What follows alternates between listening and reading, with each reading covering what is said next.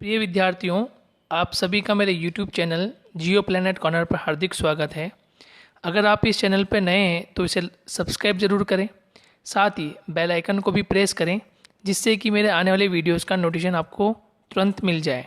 और यदि आपको वीडियोस पसंद आए तो इसे लाइक एंड शेयर करना ना भूलें। हेलो स्टूडेंट्स, भूगोल की सीरीज़ में आप सभी का स्वागत है।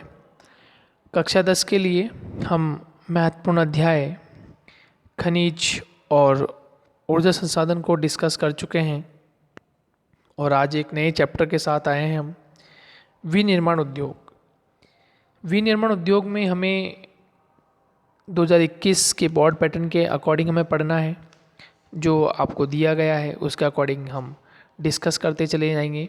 क्या महत्वपूर्ण है, कैसे प्रश्न पूछे जाएंगे, उसको हमें ध्यान रखना है। ठीक है दोस्तों, तो शुरुआत करेंगे इस लेक्चर की कुछ महत्वपूर्ण बातों के साथ और वीडियो के अंत तक बने रहें ताकि महत्वपूर्ण जानकारी आप तक पहुंचती रहे।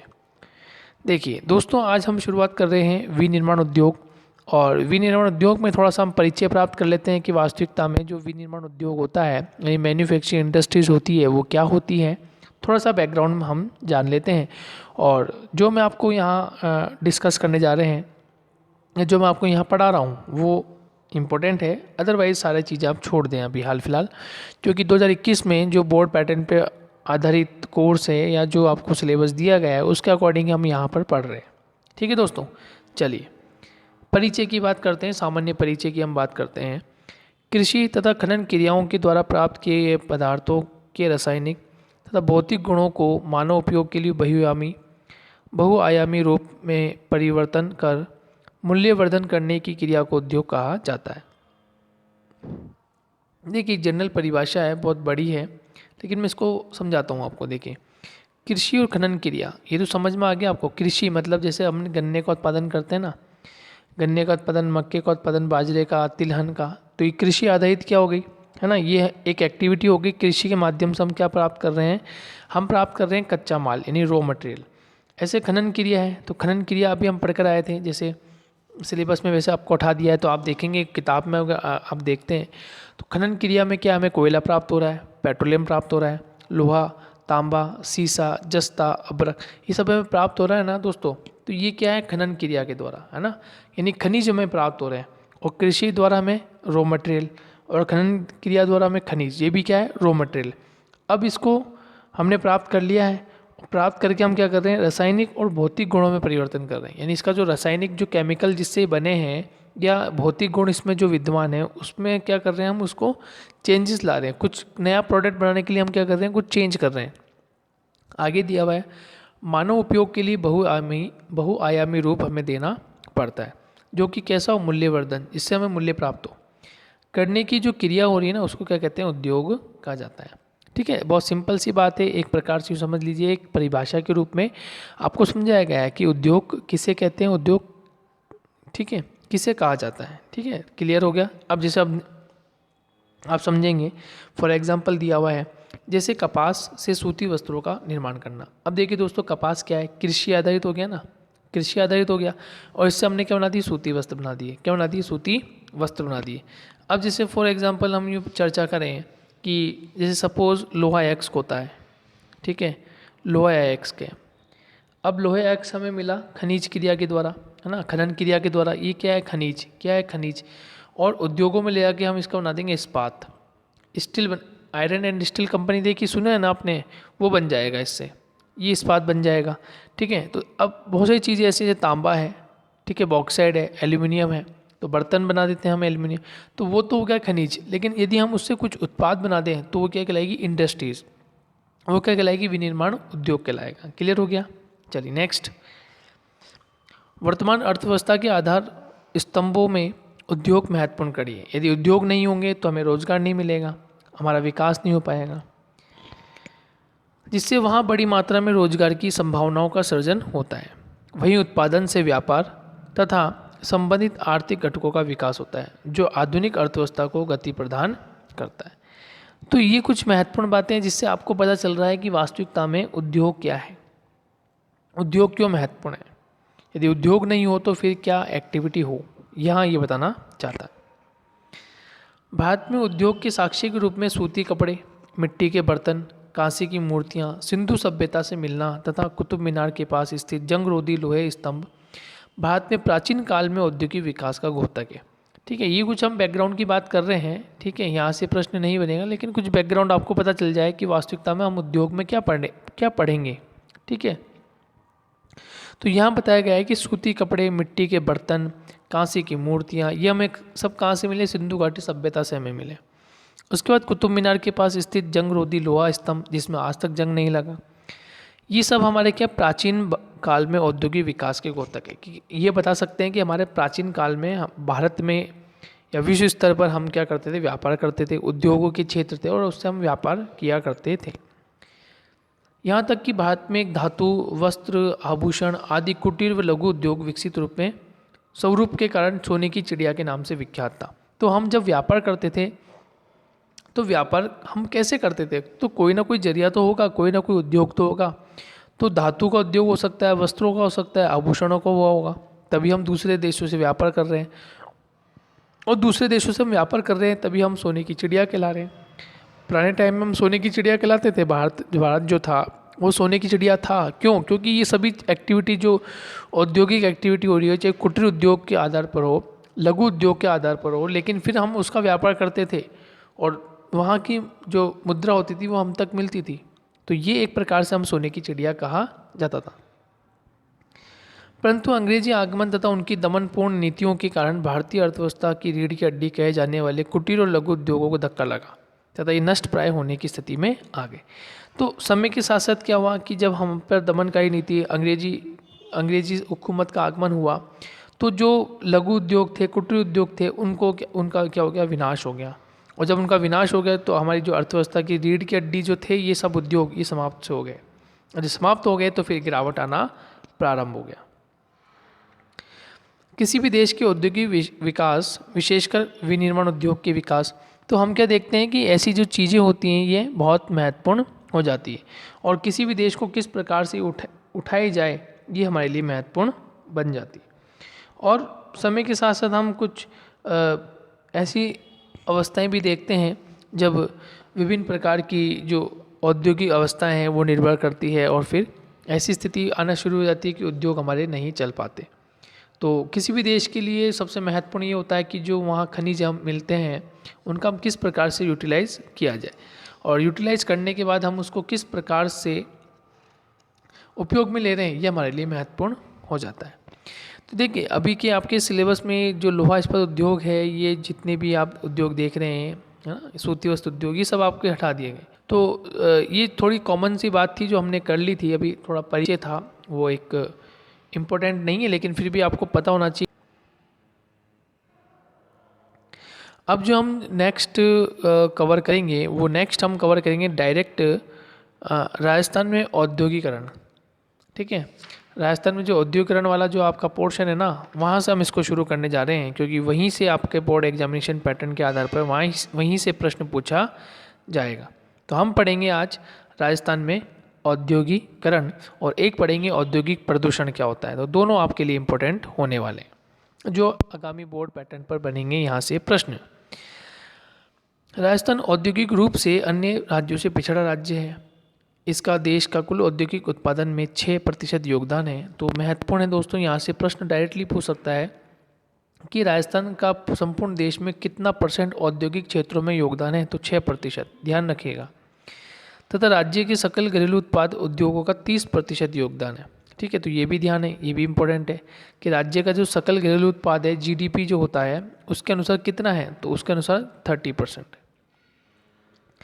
अब यहाँ क्या क्या इम्पोर्टेंट है, यहाँ पर अधिकांश उद्योग, खनिज तथा कृषि आधारित है जो कि राजस्थान के अलवर, दौसा, जोधपुर, भीलवाड़ा, राजसमंद, कोटा, बारां, अजमेर तथा पाली जिलों में केंद्रित है। रत्न, आभूषण, संगमरमर उद्योग, सीमेंट उद्योग, सीसा जस्ता उद्योग, नमक उद्योग, हस्तशिल्प कला उद्योग, तिलहन उद्योग राजस्थान देश में अग्रणी राज्य हैं। तो ये जो हमने अभी बात की है कि ये मुख्य ज़िले हैं जो कि विभिन्न प्रकार के उद्योगों में संलग्न है। राजस्थान की इकनॉमी में, राजस्थान के उद्योगों में विकसित करने के लिए, उनको बढ़ाने के लिए इन राज्यों में बहुत अधिक मात्रा में श्रमिक परिश्रम करते हैं और उद्योगों को आगे की ओर या उद्योगों को बढ़ाने का कार्य करते हैं।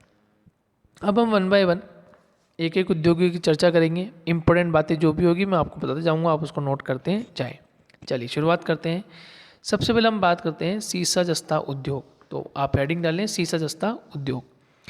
राजस्थान के अरावली पर्वत में देश के सर्वाधिक सीसे जस्ते के भंडार होने के कारण ये उद्योग जावर देबारी यानी उदयपुर में स्थित है। जावर और देबारी कहाँ स्थित है? उदयपुर में। चंदेरिया चित्तौड़ में है। राजपुरा दरीबा और रामपुरा दरीबा में स्थापित है। आपको एक नंबर बात ध्यान रखनी है, सीसा जस्ता उद्योग पढ़ रहे हैं हम कहाँ पर? राजस्थान में। और राजस्थान में कौन सी पर्वत श्रृंखला आपको पता है? अरावली पर्वत श्रृंखला जाती है। और यहाँ सबसे अधिक क्या मिलता है? सीसा और जस्ता। सबसे अधिक क्या मिलता है? सीसा और जस्ता। अब सीसा जस्ते के दो इंपॉर्टेंट महत्वपूर्ण स्थान आप ध्यान रख लीजिए। एक आप ध्यान रख लीजिए जावर और देबारी। जावर और देबारी कहाँ पर है? उदयपुर में। कहाँ है? उदयपुर में। चंदेरिया ध्यान रख लीजिए चित्तौड़ में। चंदेरिया कहाँ है? चित्तौड़ में। ठीक है, बस ये इंपॉर्टेंट आपको ध्यान रख लेना है। राजपुरा दरीबा, ठीक है, ये ध्यान रख लेना। राजपुरा दरीबा है राजसमंद में। कहाँ है? राजसमंद में। राजपुरा दरीबा राजसमंद में। इसके अलावा आपको कुछ ज़्यादा विशेष बात ध्यान नहीं रखनी, ठीक है। अभी आगे हम बढ़ेंगे तो देखेंगे क्या और नाम भी हैं। तो जो फेमस नाम है ना, जावर है और देबारी है, ये उदयपुर में है। चंदेरिया का है चित्तौड़ में। तो ये आपको फेमस, इतना तो आपको ध्यान रखना है, ठीक है। चलिए नेक्स्ट जैसे दिया हुआ है कच्चा माल पुरबनेड़ा, चौथ का बरवाड़ा, सवाई माधोपुर है। गुड़ा किशोरीदास अलवर से मंगाया जाता है। तो आपको केवल उतना ही ध्यान रखना है जितना मैंने आपको बताया है। नेक्स्ट सीमेंट उद्योग। अब देखिए सीमेंट उद्योग कहाँ पर संचालित है उसकी हम बात कर लेते हैं। जो महत्वपूर्ण बात है उस पर फोकस करेंगे। राजस्थान सीमेंट उद्योग के उत्पादन में अग्रणी है। राजस्थान में इसकी शुरुआत 1916 में लाखेरी, ठीक है, लाखेरी बूंदी, ये ध्यान रखना है, ठीक है, लाखेरी बूंदी इंपॉर्टेंट है। नेक्स्ट इसके अलावा कहाँ कहाँ है? निम्बाहेड़ा, चित्तौड़गढ़, कोटा, बूंदी, सवाई माधोपुर तक एक पेटी में पाया जाता है।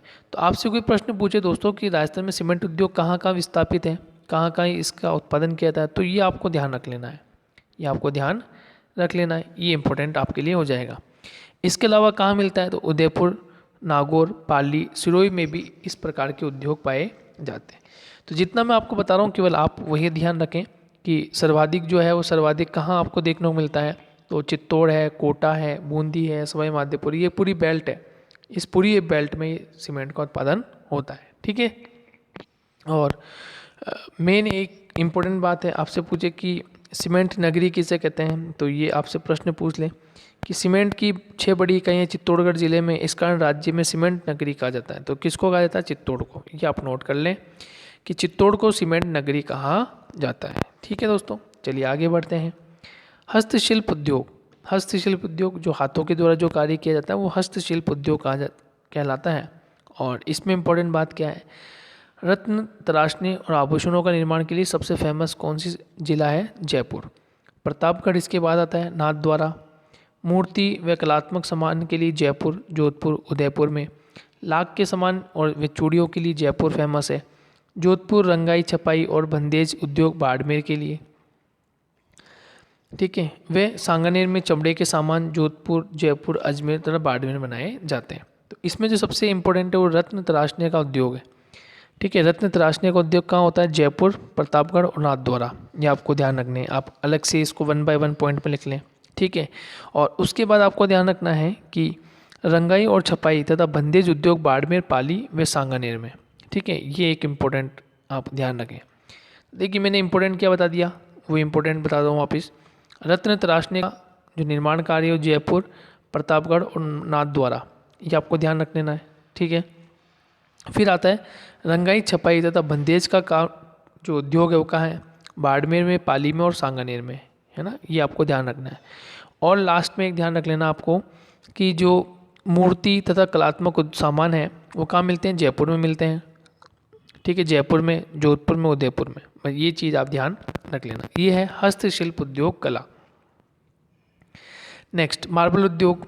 अब मार्बल उद्योग यहाँ उच्च श्रेणी का मार्बल मिलता है, संगमरमर मिलता है। इस कारण मकराना, सिरोही, राजनगर, चित्तौड़, उदयपुर, किशनगढ़ में संगमरमर की कटाई, पॉलिश व घिसाई करने की इकाइयाँ लगी। ध्यान रखना, देखिए दोस्तों, हम अक्सर क्या करते हैं, किशनगढ़ को लगा देते हैं। किशनगढ़, देखिए किशनगढ़ क्या पता है, ये संगमरमर की कटाई करता है, पॉलिश करता है, घिसाई करता है।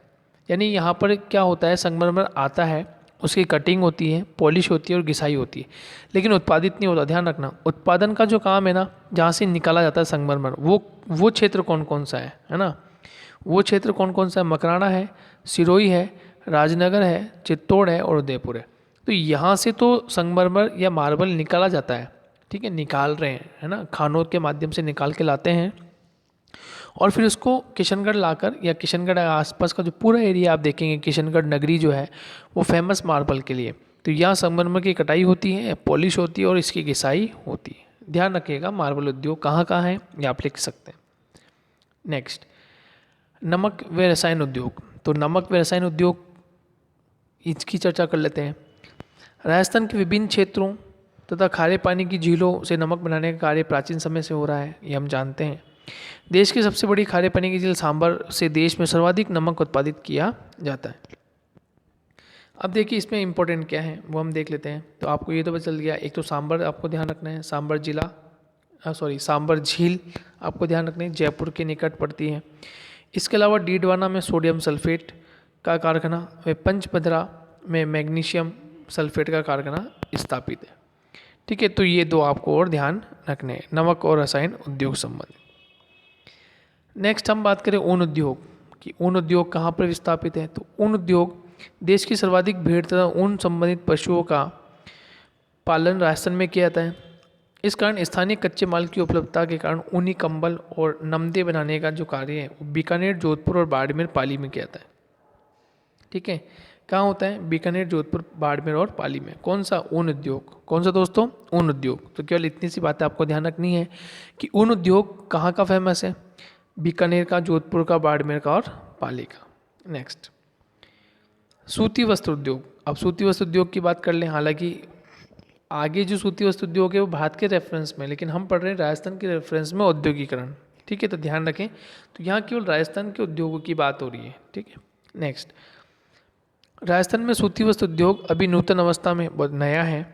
यहाँ चंबल व भाखड़ा नांगल परियोजना से सस्ती विद्युत तथा हड़ौती के पठारी तथा सिंचित घग्गर के मैदान में कपास के उत्पादन से भीलवाड़ा, उदयपुर, कोटा, गंगानगर, पाली में सूती वस्त्र मिलें स्थापित हैं।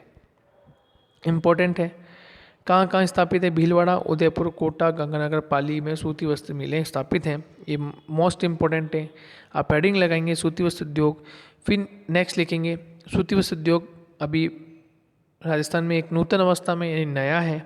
ठीक है, फिर आप लिखेंगे कि ये कहाँ कहाँ उत्पादित होता है, कहाँ कहाँ संचालित है। तो भीलवाड़ा, उदयपुर, कोटा, गंगानगर, पाली में ये संचालित है। क्लियर हो गया, आपको इतनी बातें ध्यान रखनी है। नेक्स्ट है तिलहन उद्योग। तो तिलहन उद्योग कहाँ स्थापित है उसकी हम चर्चा कर लेते हैं। तो तिलहन उद्योग में विशेषकर हम किस किस की चर्चा करते हैं, तो देखिए यहाँ मूंगफली, सरसों, सोयाबीन, अलसी, अरंडी के तेल का निकालने की प्रमुख इकाइयाँ हैं। कहाँ कहाँ होती हैं, भरतपुर, अलवर, जयपुर, दौसा, कोटा और बूंदी में। ठीक है, कहाँ कहाँ होती है, देखिए भरतपुर, अलवर, जयपुर, दौसा, कोटा और बूंदी में। तो इस प्रकार से आपको ये ध्यान रखना है कि कौन कौन से उद्योग कहाँ कहाँ कौन कौन से ज़िले में स्थित है, उसकी क्या खास बात है। बस इसके अलावा आपको और कुछ ज़्यादा ध्यान रखने की आवश्यकता नहीं है। देखिए अन्य उद्योग, अब अन्य उद्योग में चीनी उद्योग बूंदी, ठीक है, चित्तौड़, भीलवाड़ा में। ठीक है, इस प्रकार से हमें ध्यान रखना है कि और कहाँ कहाँ है। नेक्स्ट, ये कागज उद्योग घोसुंडा, कोटा, भीलवाड़ा, उदयपुर, बांसवाड़ा में स्थापित है। तो बस आपको जो मैंने बताता जा रहा हूँ वो आपको नोट कर लेना है, वो इम्पोर्टेंट है आपके लिए। नेक्स्ट, अब बात करते हैं औद्योगिक प्रदूषण। अब देखिए हमने औद्योगिक इकाइयों को लगा दिया, ठीक है, भारत में लगा दिया, राजस्थान में लगा दिया, अन्य और कई राज्यों में हमने इसको स्थापित तो कर दिया, लेकिन क्या इससे औद्योगिक प्रदूषण हो रहा है तो कितना हो रहा है, क्या इससे हमें नुकसान है, बहुत नुकसान है। इससे सिर्फ मानव जाति को नहीं, इससे भूमि प्रदूषण भी हो रहा है, जल प्रदूषण भी हो रहा है, ध्वनि प्रदूषण भी हो रहा है, वनस्पति को नुकसान हो रहा है। ठीक है, जो वन्य जीव जंतु हैं उनको वह परेशान है ना, उनको हानि होती है। तो देखिए औद्योगिकरण से बहुत हानि भी होती है और हमें प्रॉफिट भी होता है, दोनों ही चीज़ें हैं। लेकिन प्रॉफिट जितना हो रहा है लेकिन उतनी ही बराबर है कि हमें हानि भी हो रही है। जैसे अभी हम बात करते हैं विनिर्माण उद्योग, जहाँ देश के आर्थिक तंत्र में विकास में सहायक है, वहीं देश में ऐसी परिस्थितियों जन्म देते हैं जो मानव सभ्यता और प्राकृतिक विनाश का कारण बन रही है। तो मानव क्या कर रहा है? विकास कर रहा है। मानव का काम क्या है? विकास करना। मानव तो विकास करते आ रहा है, लेकिन साथ ही साथ हम क्या कर रहे हैं? प्रकृति के साथ खिलवाड़ कर रहे हैं या प्रकृति को विनाश कर रहे हैं, है ना। तो ये बात कही गई है कि विनिर्माण उद्योग देश के आर्थिक तंत्र में विकास में सहायक तो है, वहीं देश की ऐसी परिस्थितियों में जन्म दे रही है जहाँ पे मानव सभ्यता और प्रकृति के विनाश के कारण बन रहे हैं।